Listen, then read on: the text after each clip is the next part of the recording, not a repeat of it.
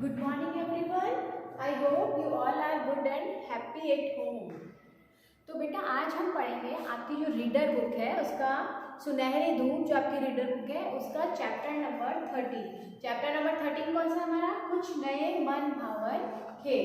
देखिए पार्ट 13, कुछ नए मन भावन खेल। मन भावन का मतलब क्या होता है? जो कि हमारे मन को बहुत ही अच्छे लगते हैं, जो कि हमारे मन को बहुत ही भाते हैं, वो होते हैं मन भावन। भावन का मतलब पसंद आते हैं, हमारे मन को जो पसंद आते हैं। तो बेटा इसके हम सबसे पहले क्या करेंगे? शब्दार्थ पढ़ेंगे, क्योंकि अगर हमें नया ज्ञान प्राप्त करना है तो उसके पहले हमें से कठिन शब्दों का आना बहुत ही जरूरी होता है। तो हम सबसे पहले इसके क्या करेंगे? कठिन शब्दों को पढ़ेंगे। तो इसका सबसे पहला है रोमांच। रोमांच का मतलब क्या होता है? इंटरेस्टिंग, हर्ष, बहुत ही खुशी वाला जो होता है, इंटरेस्टिंग होता है। आप कोई भी नई जगह देखने जाते हैं तो आपके मन में रोमांच होता है कि पता नहीं कैसी होगी वो जगह। एक बहुत खुशी सी होती है हमारे मन में कि पता नहीं कैसा, जैसे कि आपको पिकनिक पे जाने के लिए बोलते हैं तो आपके मन में होता है पता नहीं कितनी अच्छी जगह होगी, क्या होगी, वो सब क्या होता है? रोमांच होता है, हर्ष होता है। ठीक है, नेक्स्ट है हमारा आत्मविश्वास। आत्मविश्वास, सेल्फ कॉन्फिडेंस, अपने आप पे विश्वास, अपने ऊपर विश्वास, वो क्या होता है? आत्मविश्वास। सेल्फ कॉन्फिडेंस को हम बोलते हैं आत्मविश्वास। ठीक है, आगे है आपका संवेगात्मक। संवेगात्मक मतलब भावात्मक, मन से जुड़ा हुआ, हमारे मन से जुड़ा हुआ होता है भावात्मक। ठीक है, संवेगात्मक का मतलब होता है भावात्मक। आगे है उपचार सामग्री। उपचार आपको सबको पता है, किसी चीज का उपचार करना, इलाज करना किसी चीज का। सामग्री, उसके लिए जो सामग्री होती है, सामान होता है। तो उपचार का मतलब होता है किसी चीज का इलाज, और सामग्री मतलब सामान। तो उपचार, इलाज के लिए सामान, वो क्या हो गया? उपचार सामग्री हो गई कि किसी चीज का इलाज करने के लिए जो सामान होता है वो होता है उपचार सामग्री। नेक्स्ट है आपका हिम मंडित। हिम, हिम मतलब क्या होता है? बर्फ। तो बर्फ से ढकी हुई, मंडित का मतलब ढकी हुई, हिम यानी होता है बर्फ, तो बर्फ से ढकी हुई। Ice hockey. आइस आपको सबको पता है, आइस इंग्लिश वर्ड है, तो आइस का मतलब क्या होता है? बर्फ। और हॉकी, तो बर्फ के मैदानों पर खेले जाने वाली हॉकी को हम क्या बोलते हैं? आइस हॉकी कहते हैं, जो कि कहाँ खेली जाती है? बर्फ के मैदानों पर, बिल्कुल बर्फ होती है, उन मैदानों पर जो हॉकी खेली जाती है उसे हम क्या बोलते हैं? आइस हॉकी कहते हैं। ठीक है बेटा, तो ये अपने जो कठिन शब्द थे इनको हमने पढ़ा। आप एक बार और इनको घर पे दोबारा से, जब चैप्टर आप रीड करेंगे तो इनको आप दोबारा से एक बार पढ़ लेना, ताकि आपको चैप्टर बहुत ही अच्छे से समझ में आ जाएगा। ठीक है, आगे हम बेटा चैप्टर रीड करेंगे कुछ नए मन भावन खेल। तो खेलों से बच्चों और युवाओं को विशेष लगाव होता है। आप सबको मैंने देखा है, जैसे ही क्लास में आपको पता चलता है गेम्स का पीरियड, तो सब इतने खुश हो जाते हैं बच्चे कि आज तो गेम्स का पीरियड है। ठीक है, तो खेलों का नाम सुनते क्या होता है? बच्चे और बड़े, बड़ों को भी बहुत इंटरेस्ट आ जाता है कि अब हमें क्या करना है? बाहर जाना है, हमें गेम खेलने को मिलेगा। तो वृद्ध लोगों को भी खेलों को देखने और उसका परिणाम जानने के लिए विशेष उत्सुक रहते हैं। आपको सबको पता है, आपकी फैमिली में भी होता है, जब क्रिकेट का मैच आता है तो सब लोग कितने इंटरेस्टेड, चाहे हम खेल नहीं रहे वहां पे, लेकिन हमें क्या चीज उसकी देखने के लिए, और उसका रिजल्ट क्या होगा, यानी कौन हार रहा है, कौन जीत रहा है, उसका परिणाम जानने के लिए हम सब क्या होंगे? बहुत ही इंटरेस्टेड होंगे। तो सिर्फ बच्चे ही नहीं, बड़ों में भी ये चीज बहुत ज्यादा देखने को मिलती है। खेल मानव मन में स्फूर्ति, चेतना, साहस, उमंग और आनंद की भावना को जन्म देते हैं। अब देखिए खेल क्या करते हैं? हमारे मन में किसकी? स्फूर्ति। स्फूर्ति का मतलब फुर्तीला बनाते हैं, हमारे शरीर को फुर्तीला बनाते हैं। आपको बहुत तेज से सर्दी लग रही है, लेकिन अगर आप गेम खेलने जाओगे, बाहर खेलने के लिए जाओगे, तो आपकी सर्दी क्या हो जाएगी? छूअंतर हो जाएगी। ठीक है, तो ये हमारे शरीर को क्या बनाता है? स्फूर्तिवान बनाता है, हमारे शरीर को फुर्तीला बनाता है। साहस, इससे हमें क्या? ब्रेवनेस आती है, हमारे मन में बहादुरी वाली फीलिंग आती है। उमंग, उमंग यानी कुछ नया करने की इच्छा, और आनंद की भावना, इंजॉयमेंट होता है इससे। तो ये सारी भावनाओं को कौन जन्म देता है? खेल जन्म देते हैं। खेलों में आत्मविश्वास, आत्मविश्वास अभी भी पढ़ा था हमने, आत्मविश्वास, अपने ऊपर विश्वास, सेल्फ कॉन्फिडेंस हमारी पैदा होता है। और आत्मानुशासन हमें क्या होता है? डिसिप्लिन में रहने को सिखाता है। गेम्स क्या सिखाता है? हमें डिसिप्लिन में रहना। और समूह में कार्य करने की प्रवृत्ति। समूह में कार्य करने की प्रवृत्ति देखिए कैसे समझता है? Team work. लाइक हमने कबड्डी खेलना चालू किया, तो कबड्डी में क्या होता है? हमारे आपस में बॉन्डिंग दिखती है कि हमने टीम के साथ में कैसे हमें खेलना है। क्रिकेट में टीम होती है हमारी, बास्केटबॉल में टीम होती है हमारी, बैडमिंटन में हमारी टीम होती है। तो उसमें क्या होती है? हमें समूह में कार्य करने की प्रवृत्ति हमें पैदा होती है, मानसिक एकाग्रता बढ़ती है, कंसंट्रेशन, हमारा जो एक तरफ एकाग्र होना, हमारे मन का जो होता है, हमारा मन जो इधर उधर होता है वो नहीं उड़ेगा, हमारा मन कहाँ जाएगा, सिर्फ खेलों की तरफ कि हम कौन सा गेम खेल रहे हैं। लाइक हम बैडमिंटन खेल रहे हैं तो हमारा दिमाग कहाँ रहेगा, सिर्फ कॉक के ऊपर रहेगा कि हमारी जो कॉक है, शटल है हमारी, वो कहाँ जा रही है। क्रिकेट अगर हम खेल रहे हैं तो हमारा दिमाग कहाँ जाएगा, सिर्फ बॉल के ऊपर जाएगा कि हमारी बॉल कहाँ जाएगी। तो एकाग्रता हमारी जो होती है, एकाग्र शक्ति होती है, वो भी बहुत विकसित होती है। तो देखिए खेलों का हमारे जीवन में कितना सारा इम्पोर्टेंस है।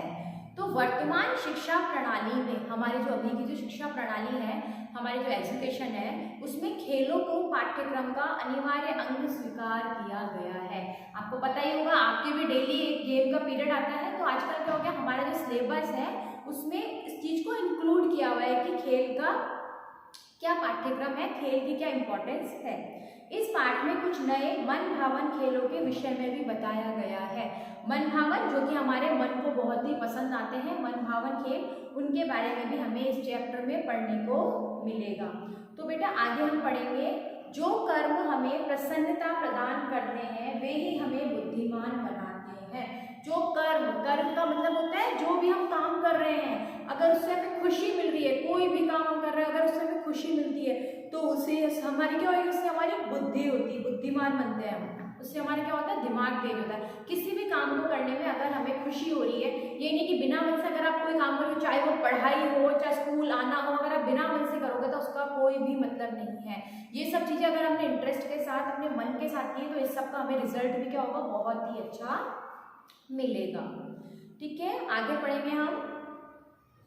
स्वस्थ शरीर ही कार्य सिद्धि का प्रमुख साधन होता है।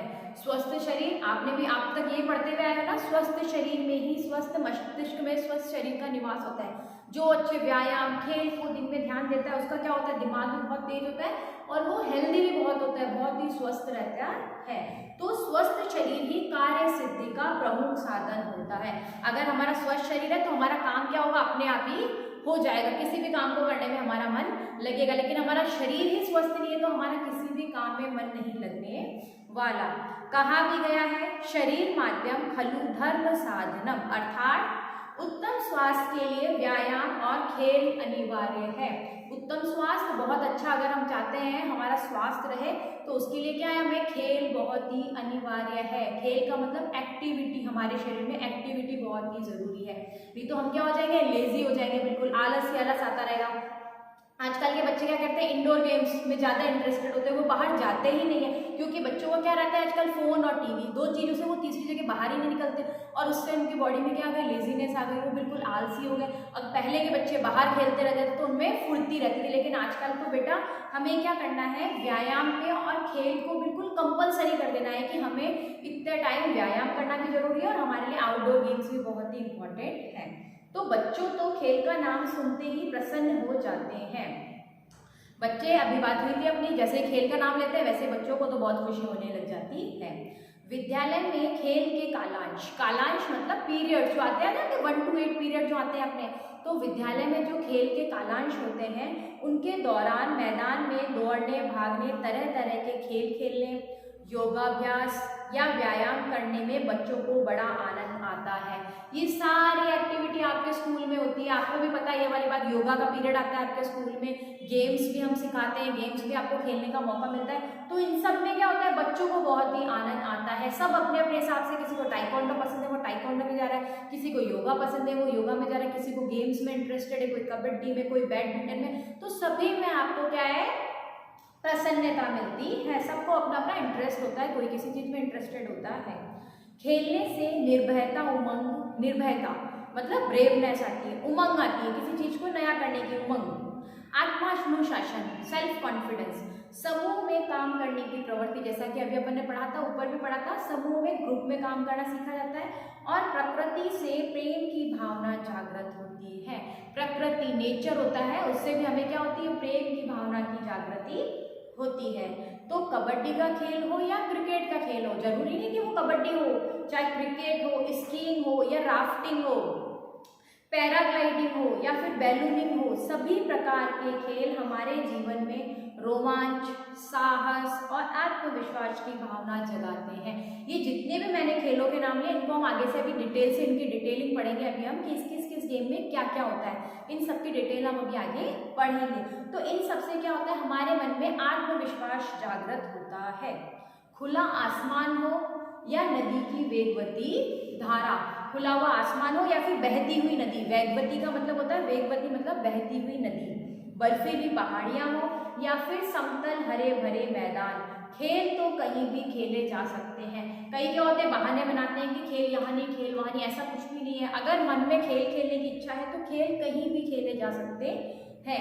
इस आधार पर आधुनिक प्रचलित खेलों को 3 भागों में बांटा जा सकता है। तो इसी आधार पर हमने खेल को कितने भागों में बांटा है, 3 भागों में बांटा है। पहला है इसमें स्थलीय खेल, जलीय खेल और हवाई खेल। जैसे कि आपको नाम से समझ में आ रहा होगा, 3 पार्ट किए हमने गेम्स के। सबसे पहला स्थलीय खेल, स्थलीय जो स्थल पे खेला जाता है, जो कि जमीन पे खेला जाता है, ठीक है। नेक्स्ट है आपका जलीय खेल, जो कि वाटर स्पोर्ट जिसे अपन कहते हैं, जो कि पानी में खेले जाते हैं, ठीक है। नेक्स्ट है आपका हवाई खेल, जो कि हवा के अंदर खेले जाते हैं, वो होते हैं हवाई खेल। तो बेटा इनकी जो डिटेल है तीनों खेलों की, स्थलीय खेल, जलीय खेल और हवाई खेल, इनको हम आगे से अपनी जो नेक्स्ट क्लास होगी उसमें हम रीड करेंगे। तो आपको क्या करना है, इस चैप्टर को जहाँ तक मैंने अभी पढ़ाया है, इस चैप्टर को आपको अच्छे से रीड करना है। प्लस में ये जो शब्दार्थ मैंने आपको कराए हैं, सारे शब्दार्थ को बहुत अच्छे से रीड करना है और साथ में लर्न भी करना है और इनको समझना है। अगर फिर भी कोई प्रॉब्लम आती है तो आप मेरे से वो प्रॉब्लम भी पूछ सकते हैं। तो आप सबको क्या करना है, चैप्टर दोबारा रीड करना है। Thank you everyone.